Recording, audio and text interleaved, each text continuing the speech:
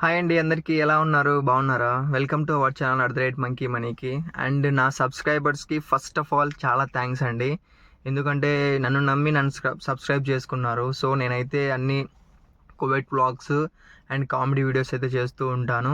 అందులో జెన్యూన్గానే చెప్తాను కువైట్ గురించి, అబద్ధాలు చెప్పి మిమ్మల్ని అయితే మోసం చేయను. ఇంకొకటి వచ్చేసి చాలామంది నాకు కామెంట్ చేశారు, నిజంగానే కువైట్లో అంత మంచి లైఫ్ ఉంటుందా బ్రో, అంత మంచి రిచ్గా బతకచ్చా బ్రో, ఇట్లా వీడియోలలో చాలామంది చూపిస్తూ ఉన్నారు, నిజమేనా బ్రో అని చెప్పారు. బ్రో, మీరు అనుకున్నట్టు అంత ఉండదు బ్రో. ఇక్కడ మీరు ఏం చేయాలన్నా కూడా అంత కుదరదు, అంత రిచ్ లైఫ్ బ్రతికే ఎవరు లేరు. సో నేను చెప్తానా, నా గురించి నేను చెప్తాను, ఒకసారి వినండి. సో నేనేంటంటే బయట వీసాకి వచ్చిన, ఇంట్లో వీసా అయితే కాదు. ఇంట్లో వీసా ఎలా ఉంటుందో వాళ్ళని అడిగి నేను మళ్ళీ మీరు కామెంట్ చేయండి, నేను డెఫినెట్లీ నేను ఆ వీడియో అయితే చేస్తాను. ఎవరినో ఒకరిని తీసుకొని వచ్చి, లేదా ఇంటర్వ్యూ చేయడం, లేదంటే వాళ్ళని అడగడం, మేబీ వాళ్ళని అడగడం ఉంటుంది. వాళ్ళని అడిగేసి మీకు డెఫినెట్లీ ఇంట్లో వర్క్ ఎలా ఉంటుందో నేను చెప్తాను. ఇంకొకటి, నేనైతే బయట వరకు వచ్చిన. ఈ బయట వర్క్ ఎలా ఉంటుందంటే, నేను వచ్చిన వర్క్ అయితే షిఫ్ట్లు తీసుకోవాలి, 4 hours లేదా 6 hours, 12, 14 అలా అయితే నేనైతే షిఫ్ట్లు అయితే తీసుకోవాలి. ఆ షిఫ్ట్లు తీసుకున్న తర్వాత మేము డ్యూటీకి ఎలా ఉంటుంది ఏంటని ప్లాన్ చేసుకుంటాం. Okay, right. నెక్స్ట్ వచ్చేసి మా డైలీ రొటీన్ లైఫ్ ఎలా ఉంటుందంటే కువైట్లో బయట వీసాకి, లేదంటే బయట వీసాకి వచ్చిన వాళ్ళకి, మేమైతే ఒక రూమ్లో నలుగురం ఉంటాం. అది ఏంది, కింద పైన బెడ్లు ఉంటాయి. నలుగురం అంటే పెద్ద రూమ్ అనుకుంటారు, మళ్ళీ చిన్న రూమ్లోనే అడ్జస్ట్ చేసుకొని ఉంటాం. నెక్స్ట్ వచ్చేసి వంటగది వచ్చేసి బయట ఉంటుంది.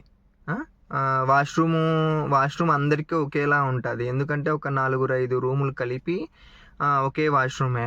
వాషింగ్ మిషన్ అంట, అవేంట ఎక్సెట్రా మన ఇంట్లో ఉన్నట్టు ఉంటుంది. కానీ అంత ఇదిగా ఉండదు, కొంచెం ఇరుగ్గా అడ్జస్ట్ చేసుకొని ఉండాలి. ఎట్లా అంటే మన ఉత్తరప్రదేశ్ వాళ్ళు మన ఆంధ్రాకి కానీ తెలంగాణకు వచ్చి ఇక్కడ పని చేసుకొని అడ్జస్ట్ చేసుకొని ఉంటారు కదా, అలా. కానీ అంత ఫ్రీడమ్ ఉండదు ఇక్కడ రూమ్లో ఉండాలి, లేదంటే కొంచెం బయట తిరగాలి, అంత ఫ్రీడంగా ఉండదు.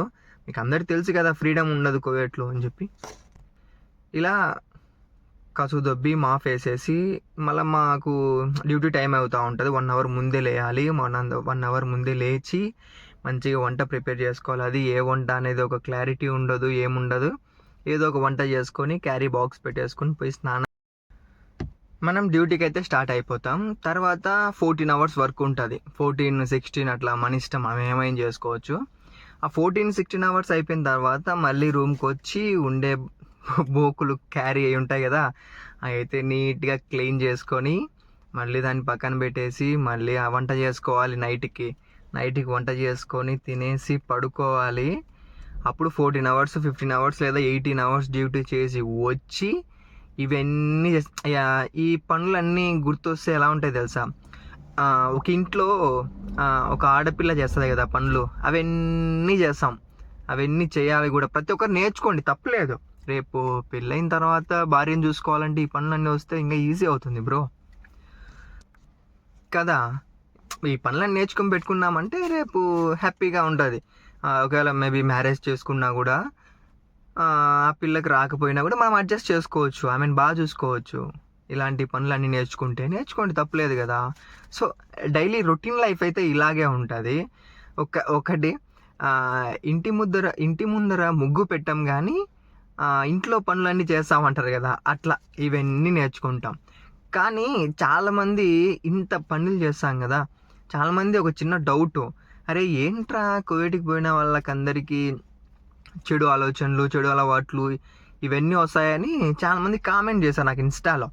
అరే అదెందుకు బ్రో అట్లా అనుకుంటారు, అందరూ ఒకే విధంగా ఉంటారని ఎందుకు అనుకుంటారు మీరు బ్రో?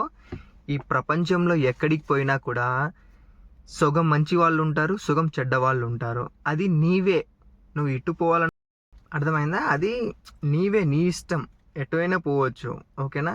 నేను చెప్తున్నా, మంచి మార్గంలోనే పోండి. కువైట్కి వచ్చిన తర్వాత రూమ్లోంచి వెళ్ళామా, డ్యూటీ చేసుకున్నామా, మళ్ళీ రూమ్లోకి వచ్చి తినేసి పడుకున్నామా, అలాగే ఉండండి. అలా ఉంటే రూపాయి సంపాదించుకొని మనమైతే గెటిన్ అయిపోయి ఇంటికి వెళ్ళిపోవచ్చు. ఇంకొకటి మెయిన్గా ఏంటంటే, అందరూ ఆలోచన తప్పుడు అంత తప్పే అంటున్నారు.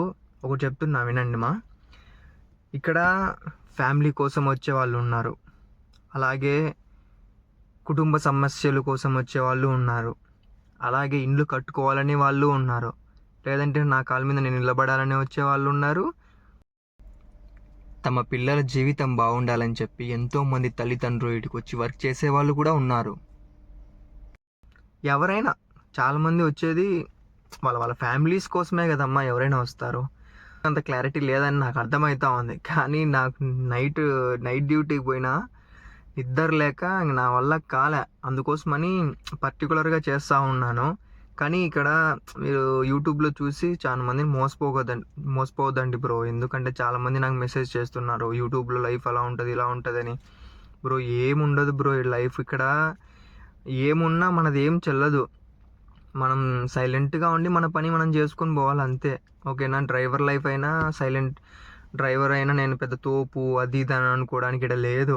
మన ఇండియా కాదు, ఇది కువైట్. సో మీరు అంత తోపు అని మీరు అనుకుంటే మనం ఏం చేయలేం. సో దానికోసమని నేను ఎగ్జాక్ట్లీగా నా డైలీ రొటీన్ లైఫ్ అయితే ఇలా ఉంటుంది. కువైట్ వచ్చే వాళ్ళు జాగ్రత్తగా ఉండండి, జాగ్రత్తగా కూడా ఉండండి.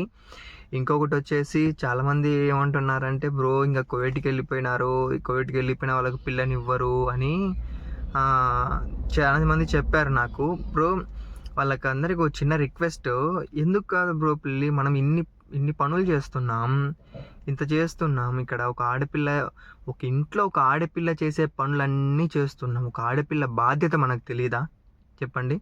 కుటుంబం కోసం దేశాన్నే వదిలి వచ్చి ఇక్కడ వర్క్ చేసుకొని కుటుంబాన్ని చూసుకోవాలని ప్రతి ఒక్కరి ఆలోచన.